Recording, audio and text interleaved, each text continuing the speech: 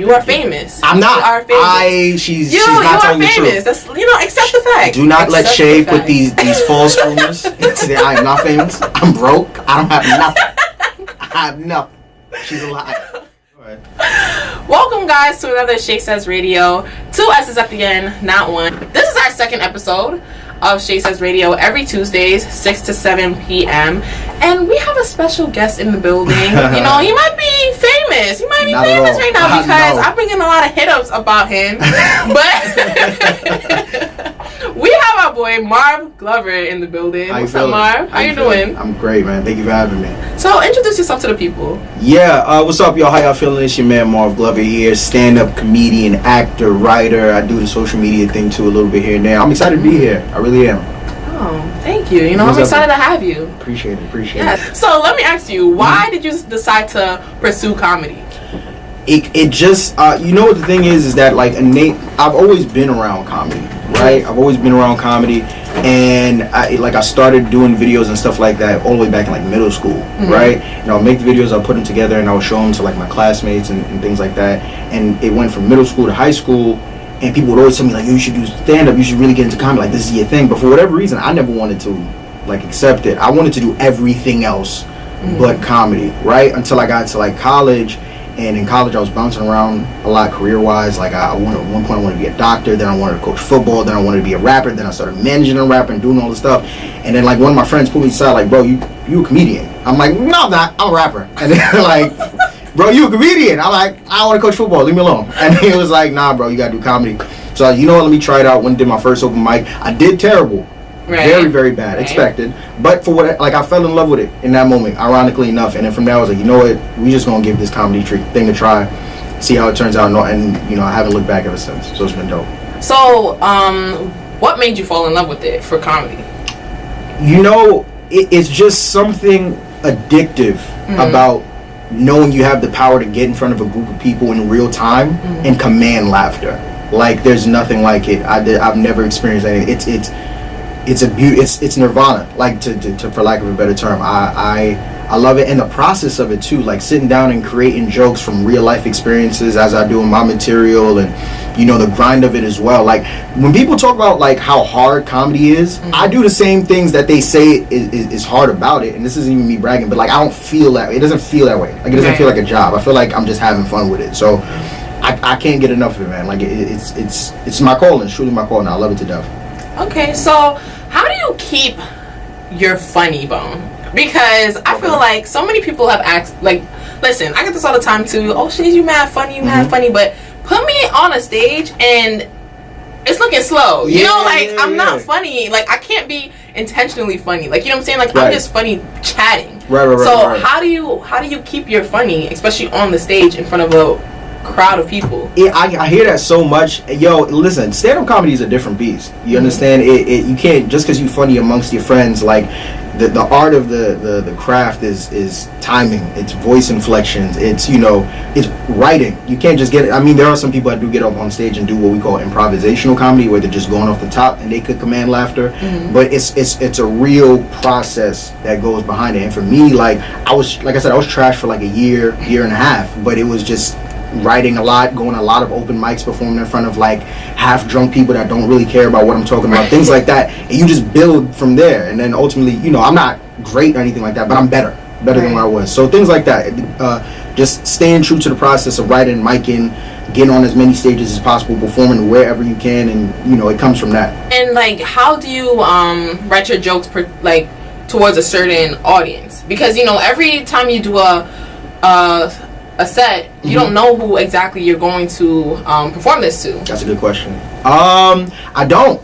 I really, really don't. And that's the beauty of stand-up comedy. I feel like if you try and create jokes, obviously there are certain jokes that I have that I may not do if I'm doing certain crowds or whatever. Like I've had like little dabbles of Caribbean comedy here, and I've done shows where I had like elderly white people in the crowd. Right. So obviously I'm not gonna get on stage and talk about Haitian culture and like with a bunch of like rich white people from Virginia. Like it's just not gonna happen. You feel me? But I write just true to whatever my experiences are, and ultimately, if it's real and it's funny, and I'm just being honest with myself on stage, it does for me for the most part, because not everybody's gonna find you funny. If I get on stage and I do all those things, I'm always gonna come out on top. So that's why I handle it. Okay, so we talked about you do a lot. You've done a lot of things so far, and you're only 21. A little bit here and there. Yeah, well, go ahead. So, can you just list the name of things that you've already accomplished in life so far? Okay, I've done a college tour, so that was dope. Okay. Were we talking comedy or just like just in life? I've done a comedy tour. I've coached a football team, not for a very long time, but I coached a football team for a little bit. Made a documentary. Rap for a little bit. Used to do spoken word. I used to preach also for a little bit. What? All over. Used to be a videographer. Used to author. I mean, God, Jesus, the list just I can't I'm gonna lead this interview. Be like, shoot, I forgot to tell her like I used to do. I used to be a music producer. Used to make beats. Like the list just keeps going and going and going. I did everything. I'm sure a lot of people here probably did not even know these things, so I'm so glad I made you list this out. Yeah, it's crazy. Well, you know what they say out there, like, we need the comedians, we need the doctors, we need the lawyers out there. Amen. So, obviously you were meant to be a comedian. Thank you, Jesus. And it's gonna go far, you feel me? Farther than it already has. Really? But how do you network in a comedy industry? Do y'all come to each other and make jokes and then I'm trying to figure this out. You know what's crazy? Networking in the comedy world to someone who's not a comedian may just be seen as just hanging out and having fun or whatever. But that's the way we do it is essentially you go to the rooms where whether it be a room that you're trying to get up at and perform at or clubs, whatever. You just it's really just socializing, just walking up to people, dapping up, hanging out, chopping it up, sharing stories, things of that nature. Things like that help you to meet and connect to the people that you need to in order to get on the stages that you want to get on and get into rooms that you need to do. So it's pretty general stuff. Me personally, I started off and I inboxed everybody. I'm like, yo, new comedian, here's my tape. You trying to put me on? Stuff like that. Emails, posting clips of your stand-up and stuff like that. Little things like that. But the most important thing is just ingratiating yourself with people face to face, meeting them, introducing yourself, exchanging numbers, and just keeping in contact with them. I've had a lot of situations where people hit me up like, yo, I'm going on the road. You're a cool dude. Come with me. Come do some time.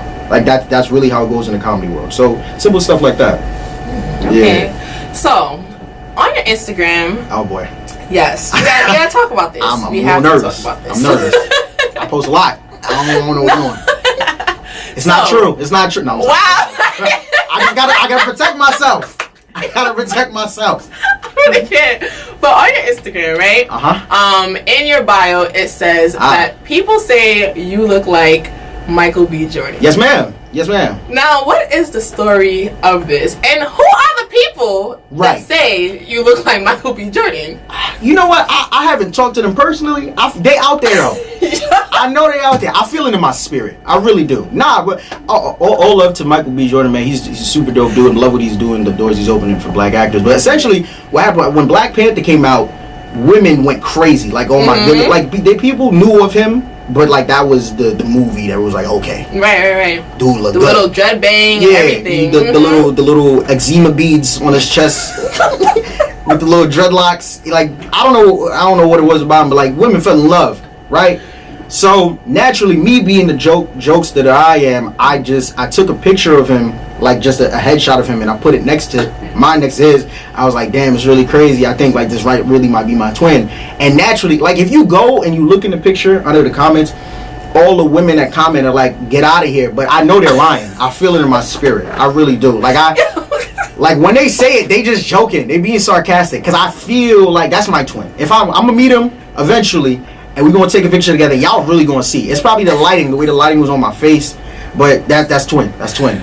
Or maybe maybe your bangs was on a different side. You know what? Maybe. Maybe that. Maybe. I'm gonna do the picture again. I'm gonna do it again. I'm gonna tag him twice. Cause last time I tagged him once, he didn't respond.